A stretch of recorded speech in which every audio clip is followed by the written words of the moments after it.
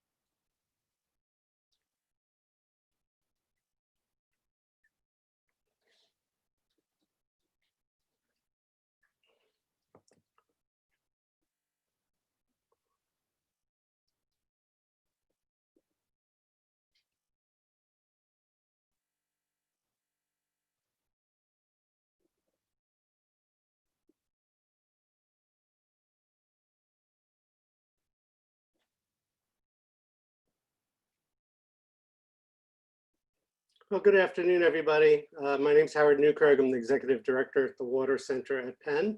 And we're just really fortunate to have Pam Lazos here with us as a guest speaker at our very first virtual water exchange speaker series.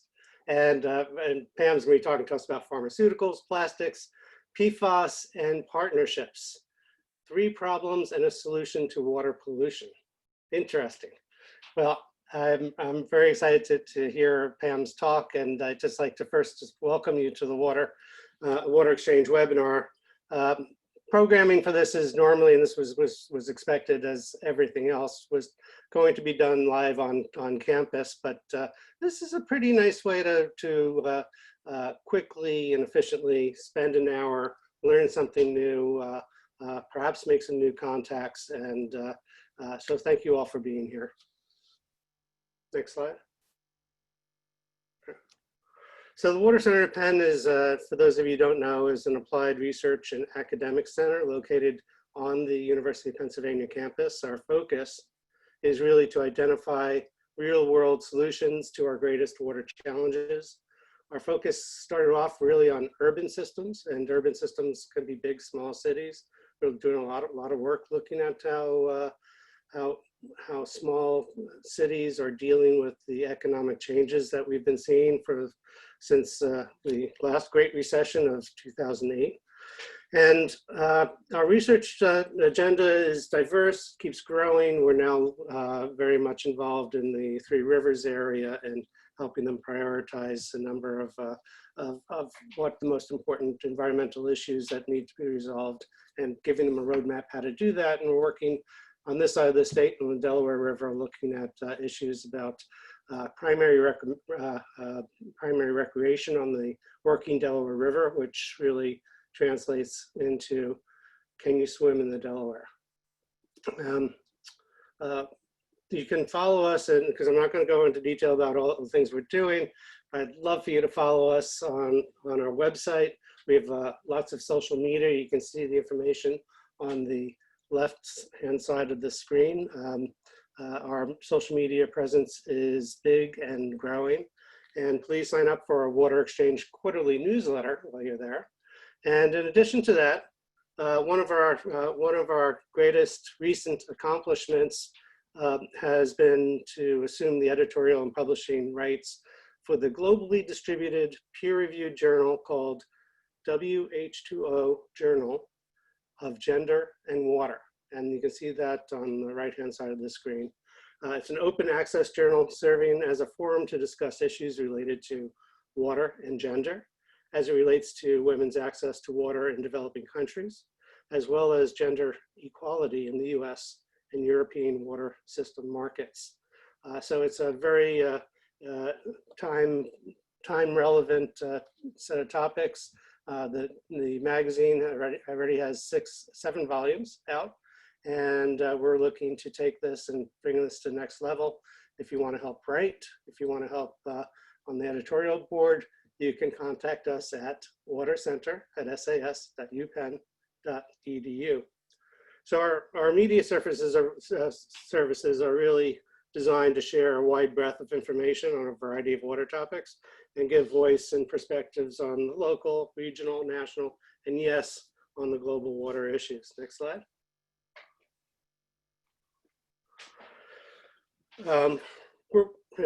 We're excited by Pam's topic today, but of course we'd be remiss if we don't acknowledge the immensely difficult context within which we currently all find ourselves, from the pandemic to the economic strife that has resulted from that, to the racial protests and unrest that is occurring not just in Philadelphia and the US, but around the world today.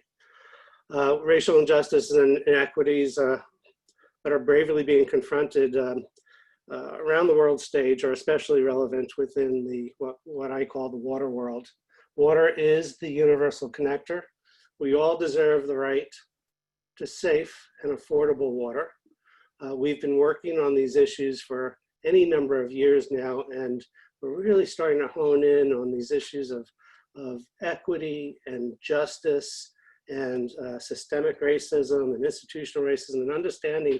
And it's been so educational for me, and I know others, my colleagues, to really get to understand better what the issues are, and that water and the work that we do is so relevant to today's issues.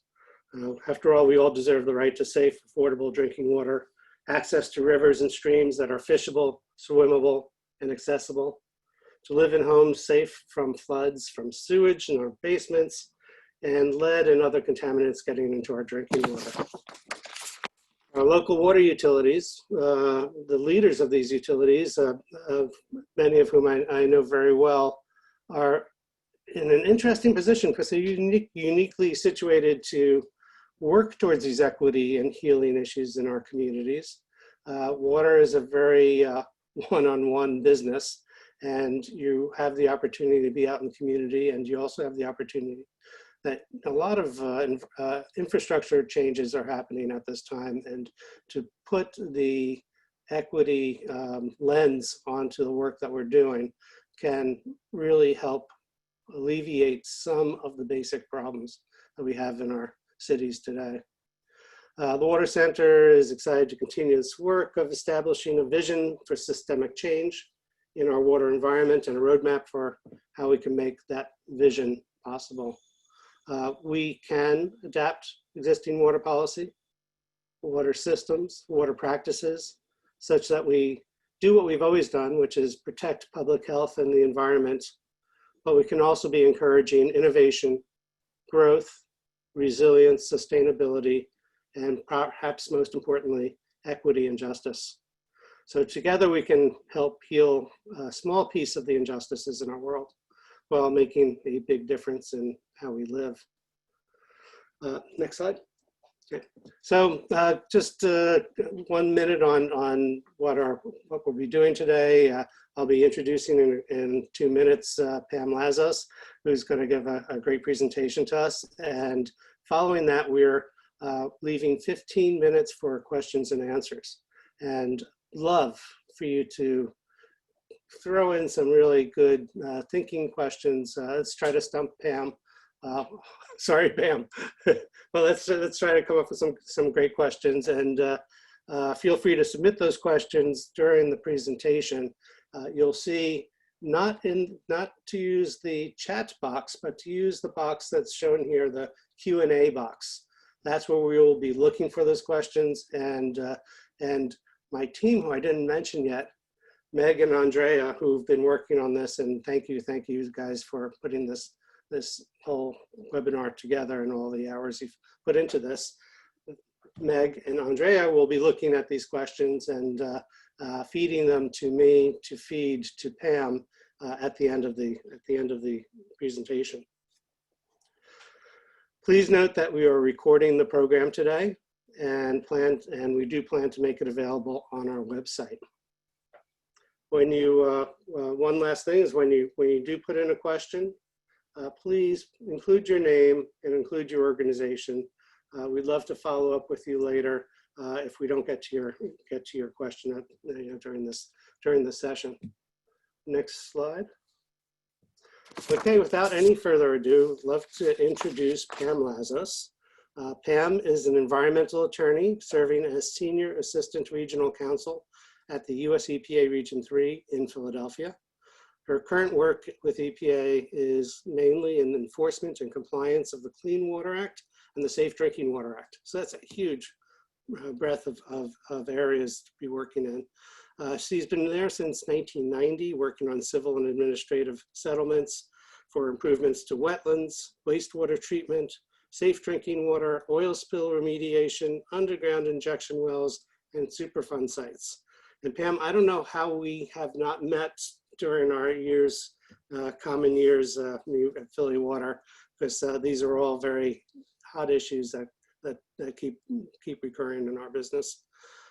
Additionally, and very timely to today's needs, Pam has also been working with EPA's grants programs, reviewing environmental justice and educational grant proposals.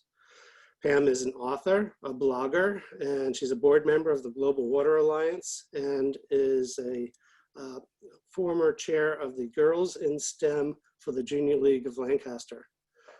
Pam, the last note, and this is from the Water Center's perspective, this is near and dear to our heart. We've come to know her because she is now a member of the editorial board for the WH2O Journal for Gender and Water, and she'll be really instrumental in helping us with that effort. So with that, Pam, I turn the webinar over to you. Thank you so much, Howard. I am very happy and excited to be here today and very honored to be here today. I should first say, though, that the views expressed are mine and mine alone and not those of EPA, so that way all the ethics people don't come after me. So let's talk about water. We seem to be in a time where we need an inciting incident to rouse us when it comes to the environment. Way back in 1969, the Cuyahoga River caught on fire. The visuals from that galvanized our nation and people demanded action. And 3 years later, the EPA was born. Next slide. Thank you. When I was born, I shared the water on this planet with 3 billion people. Today, I'm sharing it with 7.5 billion. By 2030, a third of the world's population won't have access to clean drinking water. By 2040, there's going to be 9 billion of us, and we're going to be fighting over water rights. Personal use versus energy and agriculture and manufacturing needs, and water shortages are going to be dire. By 2050, pound for pound, there's going to be more plastic in the ocean than fish. So I ask you, if we are 72% water as humans, does that mean in the future we are also going to be part plastic? The problem with water pollution is that most of it is invisible to the eye. So as the quality of our water degrades and our need for clean water increases, the burden on water becomes enormous. So let's talk about some of the more difficult problems like plastics and pharmaceuticals and PFAS and how to keep them out of our water. So if you knew something that you purchased would one day wash up at sea, would that affect your buying decision? Tracy Williams lives in Cornwall, England. She started beachcombing with her father as a kid, but she never thought her hobby would lead to a Facebook page called Legos Lost at Sea, with a following over 50,000 other beachcombers. She doesn't just find Legos, she finds all kinds of items from cargo spills, which she turns into refuse art, which is pretty cool, except for the fact that this was all plastic that has spent years in the ocean. And we know this because the actual Lego spill occurred on February 13th, 1997. A Japanese tanker had been heading for New York. It hit a freak wave and it dumped all 62 bins containing over 5 million Lego pieces off the coast of Cornwall. And 20 years later, those Legos are still washing up on shore. Technically, it's an oil spill since it takes oil to make Legos. And you know what else is made with oil? PPE. Plastic polymers woven together with fabric create those little blue masks that are now being discarded everywhere in parking lots and on roadsides. And all they're doing is making their way through regular storm channels and ending up on our beaches and in our rivers and streams. So poll number one, you're going to get a chance to answer a question electronically. What are nurdles? A new candy by Starburst, something you use to hook your kayak to the roof rack, small plastic pellets that serve as feedstock for manufacturing plastic products, or separators for TV dinners. Oh my gosh, you guys are awesome.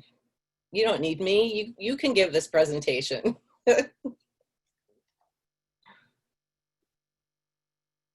So 65 people said it was, I'm not sure how to get off this screen. Hold on, there we go. It was small plastic pellets that serve as feedstock. So you're ahead of me. You don't even need me to talk. Okay, sorry, I'm having a little trouble with my polling. Okay, spills and trash aside, has there ever been anything more amazing than plastic? If you think about it, people used to carry their lunch wrapped in wax paper. They'd put their lunch in a tin pail. They'd bought milk in glass bottles. Cars were made of steel. They got 10 miles to the gallon. Everything was so heavy. But then plastic came along and revolutionized the world. The versatility of plastic replaced the steel in cars and the rocket parts that got shot into space. And we would even have our iPhones or our computers if we didn't have the plastic component pieces. Yet we were so busy replacing those component parts that we never thought about the health effects, especially on our water. Plastic is durable and long-lasting. It's lightweight. It's a great alternative to glass, but it takes hundreds or maybe thousands of years to break down. And we do have the waste stream to show it. Here's some facts about plastic.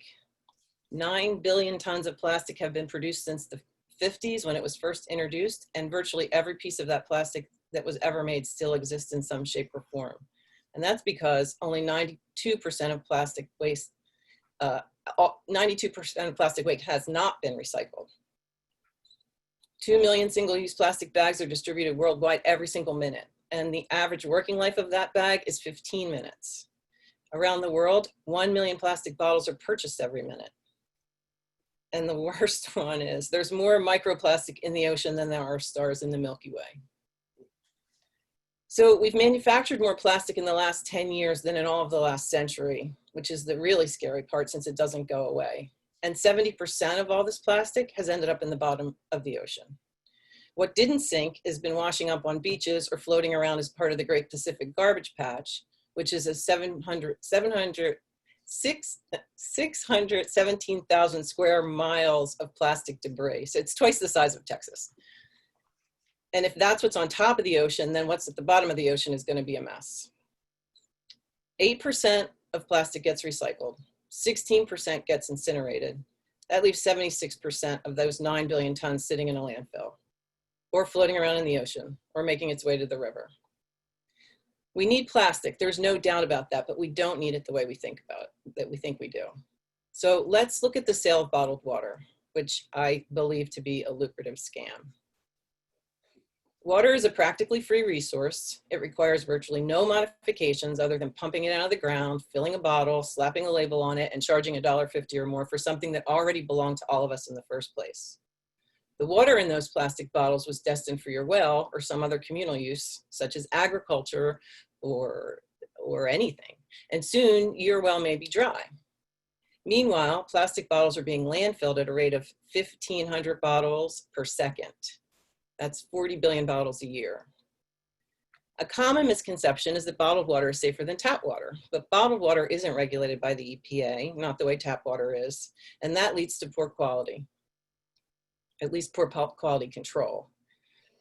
A 1999 study by NRDC, which took 4 years, found that 33% of bottled water violated enforceable state standards, resulting in a health risk, especially to people with compromised immune systems. So there's the best case that I can make for you to drink tap water. Then there's the actual water itself. Nestle, which is the largest food company and the biggest producer of bottled water in the world, takes out about 25 million gallons of water just from one aquifer under the San Bernardino forest every year. And that's even during a drought year. And the US Forest Service only makes $524 a year on that water withdrawal. So 25 million gallons for $524, that's a sweet deal that Nestle's getting. And Nestle's not the only one draining the aquifers. There are dozens of companies. In 2016, US bottled water sales reached $16 billion a year, and they surpassed soda for the first time. So while corporations are making great money on bottled water, the rest of us are paying the price by losing a fabulous and once free resource and getting a waste stream that one day we're going to have to deal with. So if you're wondering how corporations have gotten around these facts for so long, I would say it's because of recycling. The truth is, recycling programs are a failure.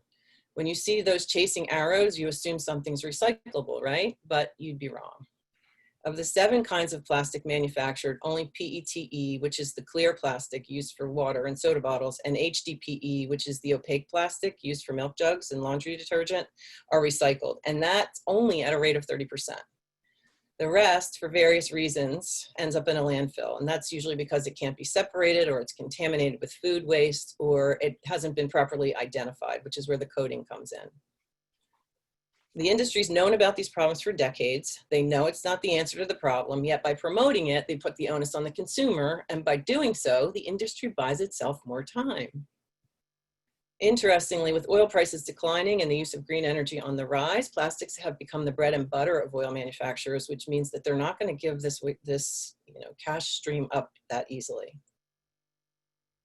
So if we're going to improve recycling, we need to start with improving the coding system and get rid of the misleading advertising, but that by itself isn't going to be enough. We also need to reduce our waste stream.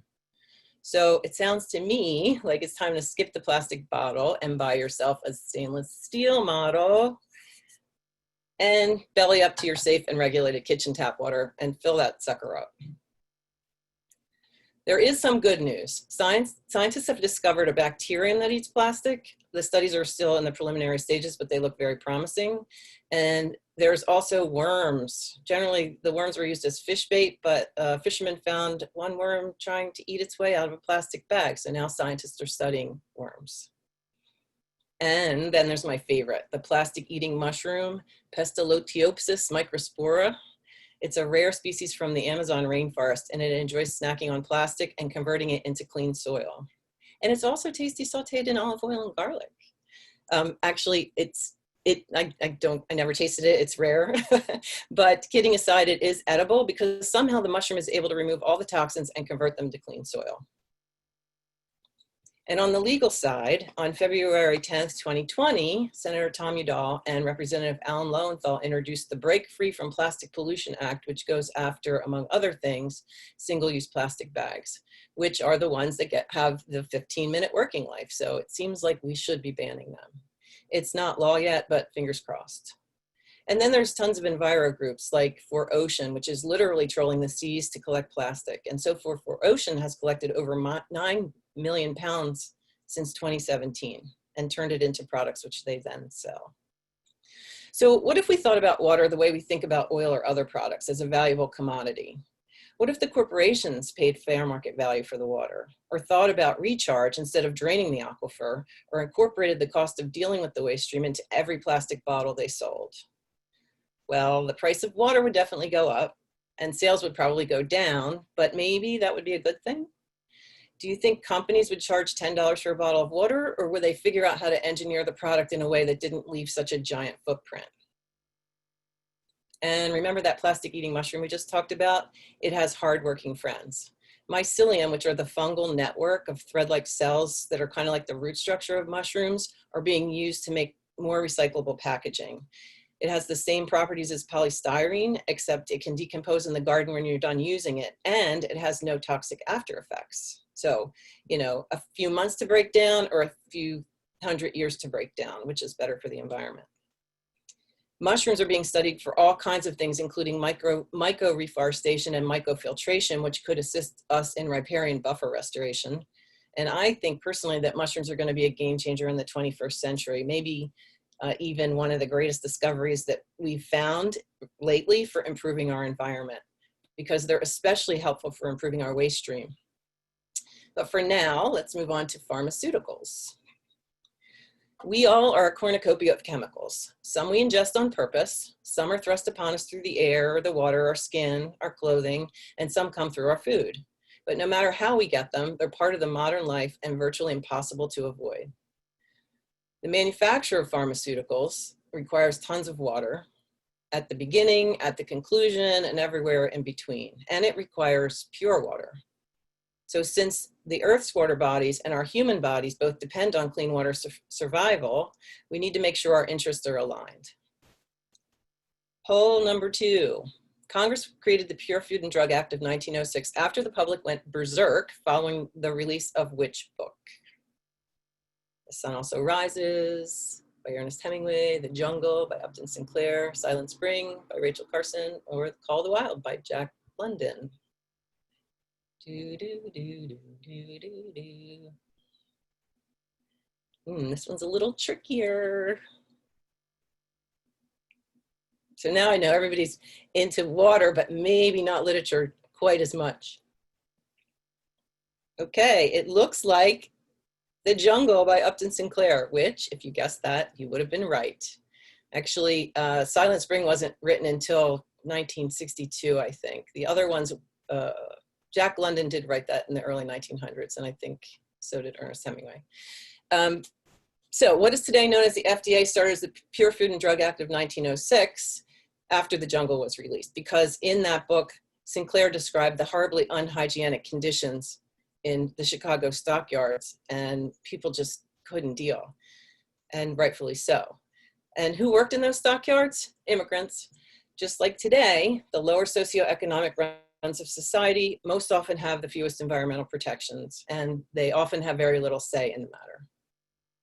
So today the FDA approves drugs and is our watchdog, but its reach is limited.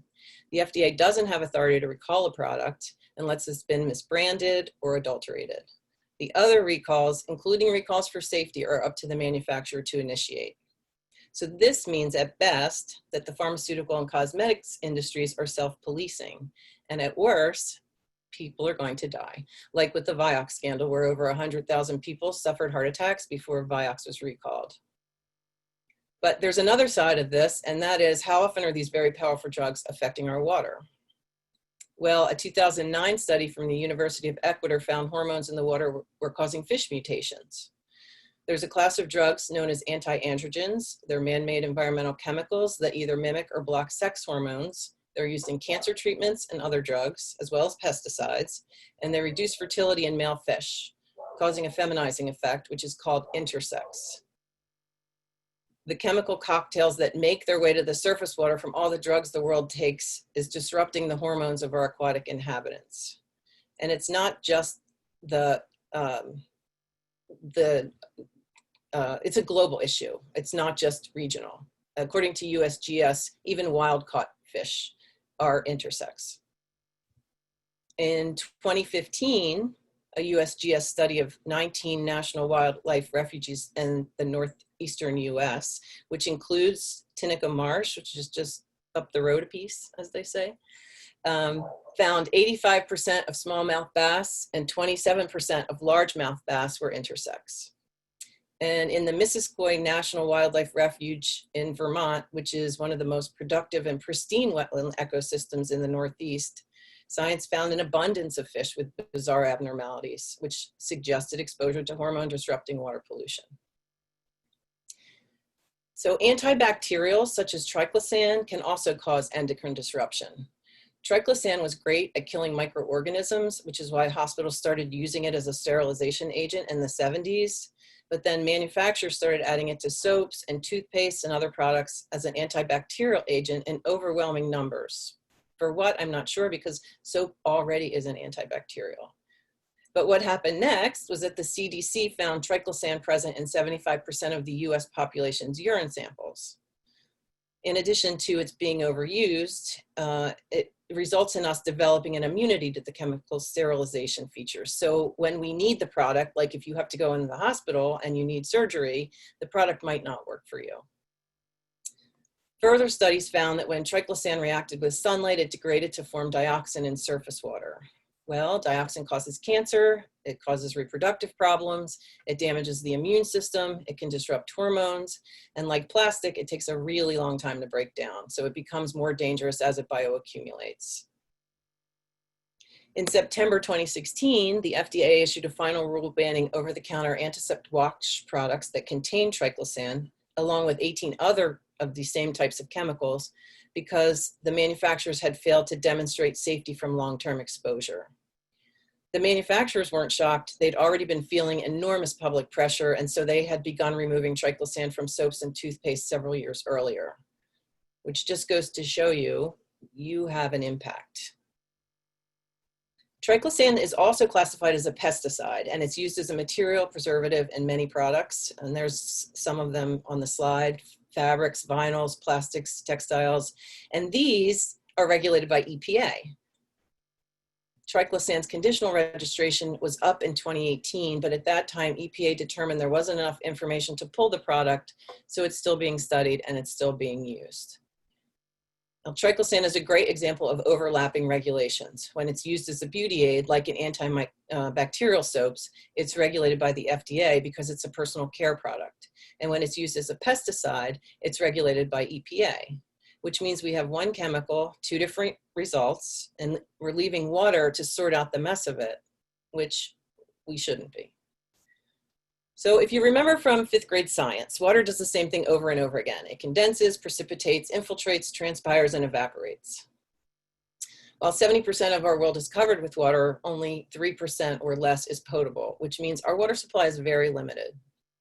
Plus, we're all drinking dinosaur pee because that's the same water that's been on the planet since day one. No more, no less. And because of modern industrialized living, it's just getting more degraded over time. EPA sets maximum contaminant levels for certain chemicals for drinking water, but not all chemicals have been studied, and especially not in combinations. Manufacturers will routinely conduct risk assessments on a single chemical and what it might do to the human body or to an aquatic resource, but these are single risk analyses. So for the most part, we're not looking at what happens when chemicals combine because there's just too many combinations, and how would you ever do control studies for all of them? Now we know from way back in the 70s that the presence of heart medications, pain relievers, and birth control medications, to name a few, were found in wastewater. So you take your Advil, your headache goes away, you breathe a sigh of relief. A few hours later, what your body didn't use gets flushed down the toilet. What happens next? Well, a 1999 to 2000 study by USGS of 139 streams across 30 states detected one or more of the 95 chemicals they were looking for in 80% of the streams sampled. And multiple chemicals were found in each stream, not in every single stream, but in many streams. So that's the bad news. The other bad news is that some of these chemicals just don't go away. DDT is an example. It's a class of organochlorine pesticides that was banned back in the 70s, yet it still shows up in today's streams in underdeveloped watersheds, just traveling down the road from stream to further stream. And considering it was banned 50 years ago, I'd say that's a big problem. The good news is your tap water is safe to drink because it's being regulated by EPA and the state and filtered and delivered right to your kitchen faucet at safe drinking levels. Yay.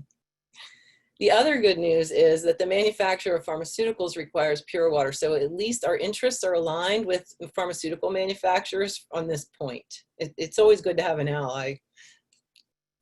As far as pharmaceuticals go, we need them. They help us live longer. They eradicate disease like smallpox and hopefully COVID. They treat cancer. They provide antibacterial protections. Overall, they do many wonderful and lovely things, all to make life better and easier. But easier isn't always better, especially when there's a chemical residue left behind. So that puts enormous pressure on our water to do everything we're asking of it. And if we don't figure out our waste streams and get them under control, instead of saving us, the very chemicals we use every day are going to sink us, especially our water. And if you want to help, you can take your remainder drugs to places that dispose of them properly and never, ever, ever flush them down the toilet. Which brings us to PFAS. Poll number 3. What do these things have in common? A microwave popcorn bag, a nonstick frying pan, and your brightly colored nail polish. You can get them at CVS. They're all made in China. They're regulated by the FDA. They all contain PFAS. Tick tock, tick tock, tick tock. Okay, yes, you would be correct in saying they all contain PFAS. Perfluoroalkali and polyfluoroalkali substances, collectively known as PFAS, are a group of man-made chemicals that include PFOA, PFAS, Gen X, and many others. Like plastic, PFAS was a miracle product. It was used in all kinds of things like Gore-Tex and Teflon pans. Manufacturing of PFAS began in the 1940s, and it soon became clear this chemical was a superhero. PFAS could repel both oil and water at the same time and was so versatile that manufacturers started putting it in everything. Waterproof clothing, shoes, nonstick cookware, personal care products like hairspray and foundation, paints, carpet, fast food wrappers, cardboard packaging, electrical wire casings, surfactants, emulsifiers, and tons of other stuff. Eggs don't stick when you cook with Teflon, and cleanup is a breeze. Plus, who wants to climb Mount Everest wearing 20 pounds of wet wool when you can wick moisture away with Gore-Tex?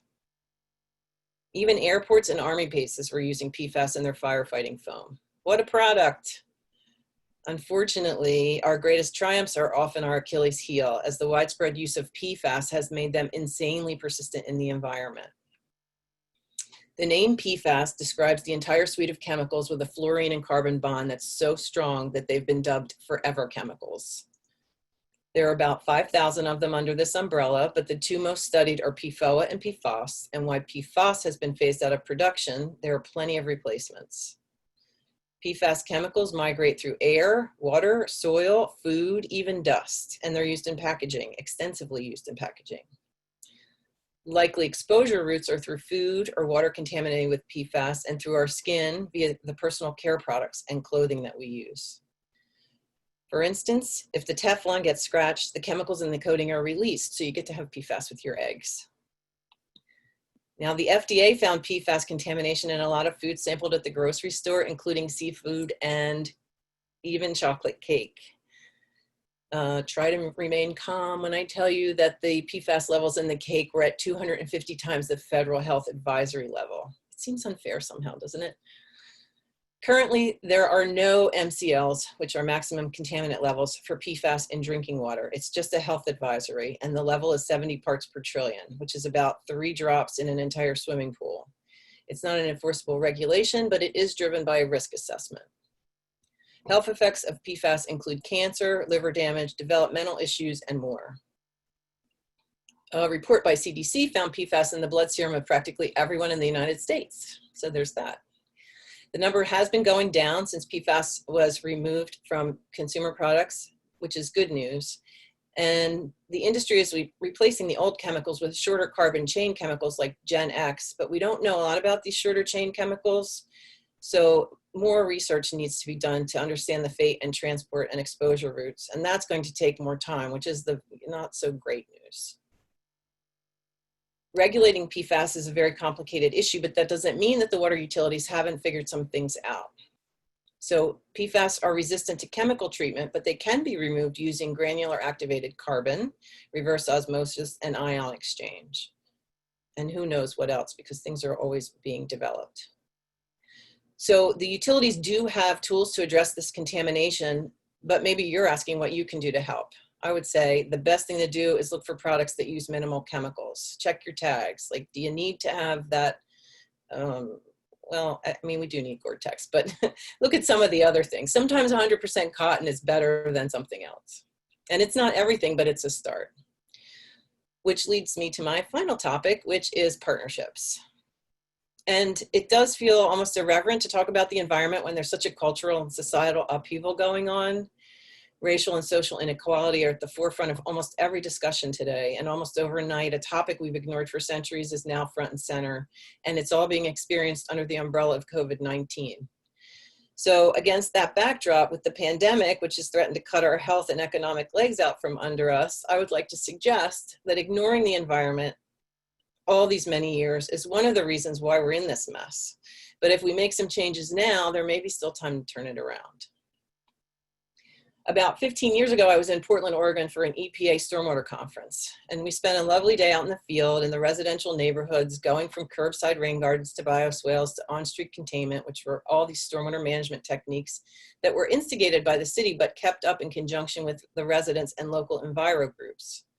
The streets were beautiful, and better yet, the city wasn't fully responsible for the maintenance. Portland was way ahead of its time for this kind of project, but today, green infrastructure is popping up everywhere. In Lancaster, where I live for one, and of course in Philadelphia, which thanks to Howard and his tenure at the Philadelphia Water Department is in the midst of an ongoing 25-year infrastructure project designed to keep bazillions of gallons of stormwater out of the city's combined sewer system, and it's working. An interagency partnership with the Philadelphia Department of Parks and Rec, which happens to manage the largest urban park system in the world, has been instrumental in that program's success. For the last few years, I've worked with the Junior League of Lancaster, which is a nonprofit women's organization, on our Girls in STEM committee. We planted several rain gardens by partnering with different private institutions and enlisted school-age kids to help with the planting. And we even created curriculum. And that's a picture of my favorite of the rain gardens that we planted. There's a little ladybug on the riser cap. It's very sweet. And the project itself was great fun. And in my opinion, it was a small but really important success. Speaking of partnerships, did you know that Charles Darwin wasn't the only one to posit a theory of evolution? Alfred Russel Wallace was a British nationalist who independently developed the theory of evolution through natural selection as a result of his extensive fieldwork in the Malay archipelago. Wallace was a commoner. He sent his writings to Darwin, who was part of the upper echelon of society, and asked for help in getting it published. Darwin was shocked to find his ideas on evolution fully formed because he's been tinkering with them for 20 years. And so he offered to collaborate with Wallace. And since Darwin already had access to the right people, they joined forces and together they published some of their writings in 1858. Eventually, Wallace, who sold animal species from his research trips to support his travels, went back into the field, and Darwin continued on the speaking circuit. The work was a great success, and you can probably guess what happened next. After about a year, Wallace's name was dropped, and Darwin published a book called The Origin of Species. And with that, the theory of survival of the fittest was born. And that was the key difference between the two men's theories. Wallace believed that a species' best chance for survival was through cooperation, as in the whole herd working together to avoid the lion. Sometimes the lame zebra gets eaten by the lion because that's how nature cleans house, and lions have to eat too. But if the other zebras hadn't been working together, maybe more of them would have been lost. In Wallace's version, we should all benefit from societal advances. In Darwin's version, the lion's the king of the jungle, the top of the food chain, to him all spoils are due. I defer to Wallace. I agree. So many of today's environmental ills are because of our winner-take-all mentality. And a little cooperation goes a long, long way.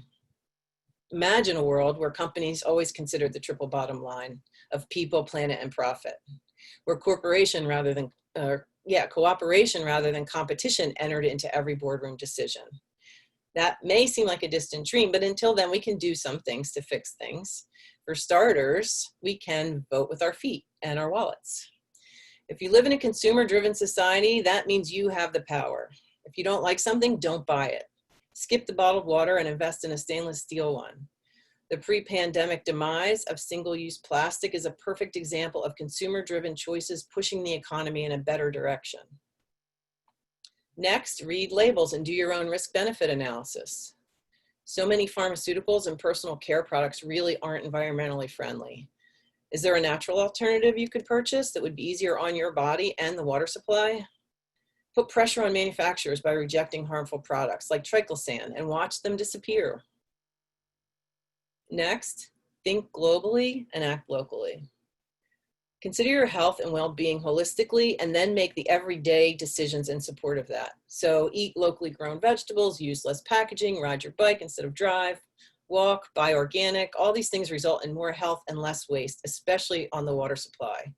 You've probably never thought of eating as a political movement, but it could be. And get involved. Call your council people about the things that need to change. Call manufacturers, tell them what you want. Call your grocery store, ask them to get rid of single-use plastic bags. Start local letter writing campaigns. Demand satisfaction. One person is good, but 100 or 1,000 people are better. And you know, I did this with our local grocery stores. I wrote to all of them and said, can we get rid of the single-use plastic? And I heard back from one, Wegmans, and they said, we are working on it. We're getting rid of straws. We're recalling the plastic bags that people take and making t-shirts out of them. It wasn't just me. It was a lot of people had done the same thing. So get together with groups. Join student groups on campus, find local watershed groups, go volunteer. And really important, tell your legislative representatives that all of our trade deals should have environmental protections in place. Because corporations, they're just not socially justice oriented, they're bottom line oriented. So if a company can make it cheaper somewhere else because it can dump untreated effluent or skip the scrubber on the air stack, they're going to go there because their allegiance is to their shareholders, not to the consumers. It's just part of their corporate bylaws. But if everyone's environmental standards are the same, then there's no incentive for a business to move somewhere else. On some level, we're all environmental refugees searching for access to clean water and clean air. So it's time to roll up our collective sleeves because we are in a crisis now. And without fundamental change, even 20 years from now, we're all going to be waging wars over water. So whether it's as simple as planting a tree or as complicated as starting an entire environmental movement, now's the time for action. And I'm going to leave you with a quote that I love from the USGS fish researcher in West Virginia who did that one study. There are no truly untouched areas. I think the takeaway here is that everything we do, everything we use or put on the land ends up in the water at some point. It's time for us to make good choices, ones that benefit us all. And thank you for listening.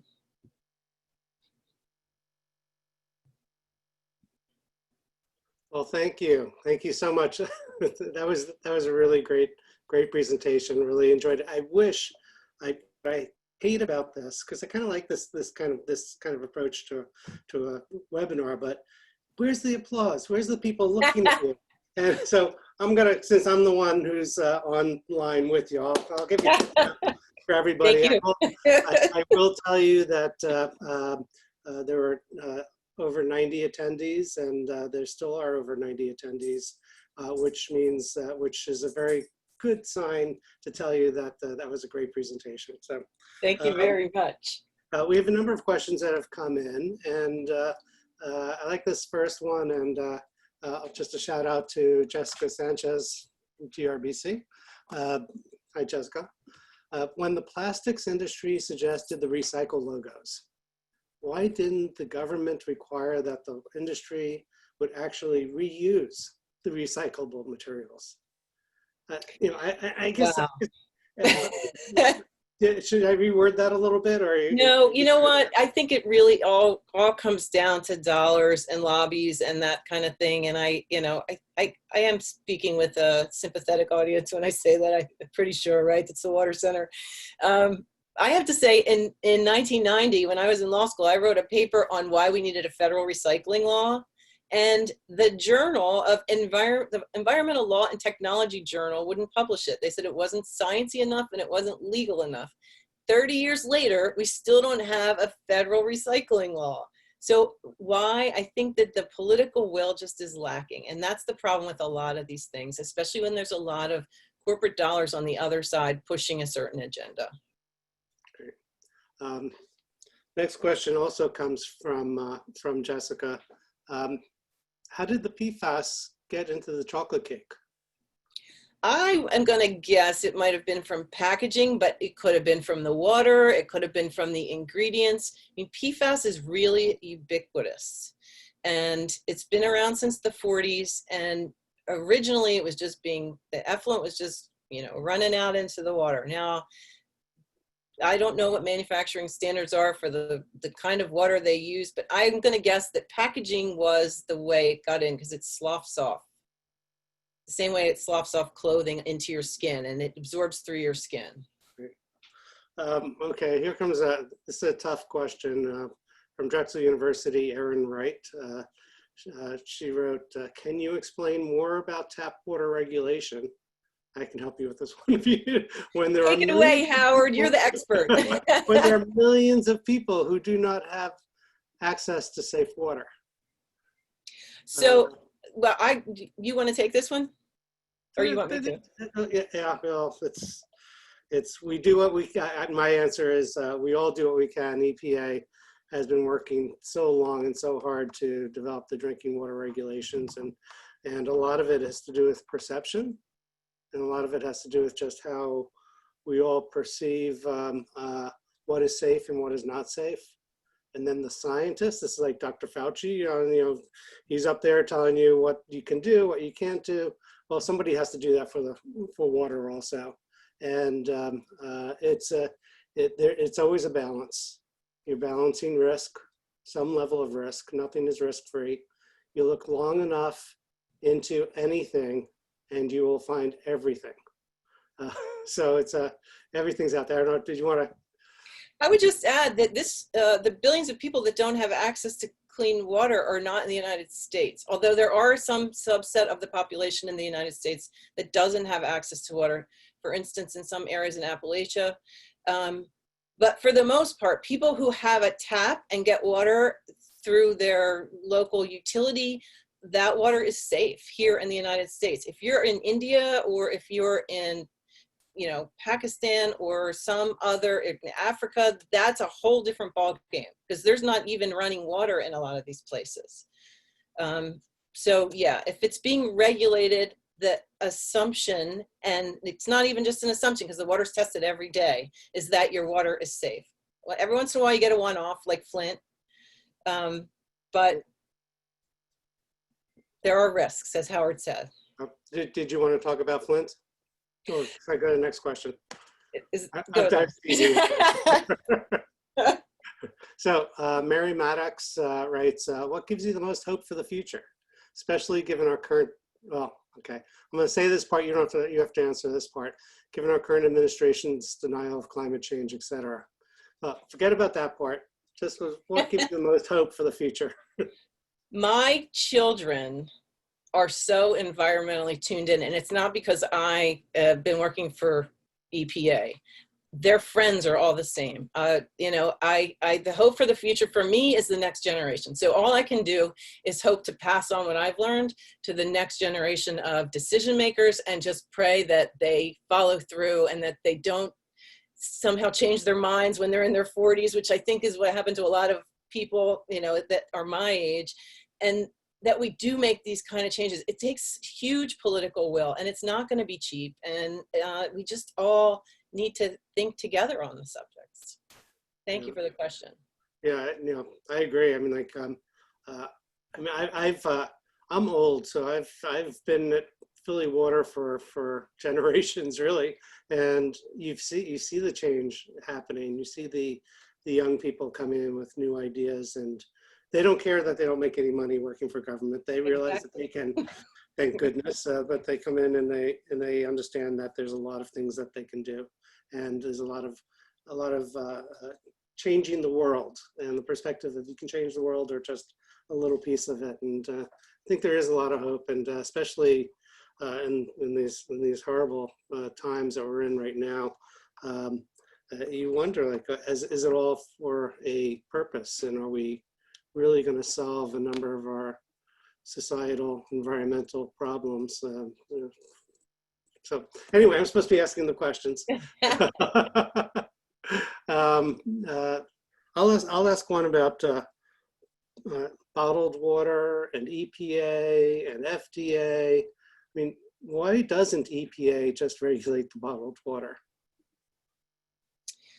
I think it goes back to the fact that it's a state-led thing. States do regulate bottled water, but because if it crosses from state line, there's something about interstate commerce. I wish I had this answer more ready in my head, but it has something to do with interstate commerce, and states can do what they want, but EPA just has not gotten into the bottled water scene at all. But some states do regulate bottled water, so there is some regulation on some level. Would you like to talk a little bit about this whole idea of integrated management, in the water business, integrated watershed management, one water, all these, this focus of in EPA's under the Clean Water Act, they have suddenly figured out that you can balance the combined sewer overflow issues with the separate stormwater overflow issues, and try to come up with a priority scheme that balances both. But I get, and just, but not the Safe Drinking Water Act. That's not part of thinking about integrated planning. And then if you go to FDA, again, everything's, there's no integration. How do we get there? No, there is. Well, and not to bash FDA, but it's disappointing to me from a regulatory standpoint. I know people are always like, no more regulations, but honestly, regulations are what keep us safe, because the corporations are not going to keep you safe unless there's a reason or, some cop on the beat. So it's a little disturbing that FDA doesn't have the same kind of teeth that EPA does when it comes to regulating the same chemical. I don't know if that was an answer to the question, but. Okay, well, I think we're running out of time, and to the audience, because there's a number of questions, there's 16 questions listed here. I promise that we will get back to you and have a dialogue with you about this. And oh, I should say one thing too. I did create a reference list, which I will give to Megan and Andrea. So if anybody wants to do further reading on things, there's some really good newspaper articles and good, the bill that was introduced and all that kind of stuff, and good studies that have been done. So I'll send that over to you, Howard, and can circulate it. Well, thank you, Pam. I couldn't thank you enough for what you did in your presentation, and great pictures. It's my pleasure. Yeah, and I enjoyed it. I know that you put a lot of work into this, so thank you on behalf of the audience who cannot, you cannot see their faces smiling and clapping. There's, for the audience, there is a feedback survey that we'd like you all to fill out to understand what you heard and what we can do better, and how was the session for you, and also just please, I look forward to the next water exchange session and look forward to seeing you all there. Hope you will join us again. Thank you, everybody. Thank you, Pam. Thank you. Greg, Bye. Andrea. Thank you.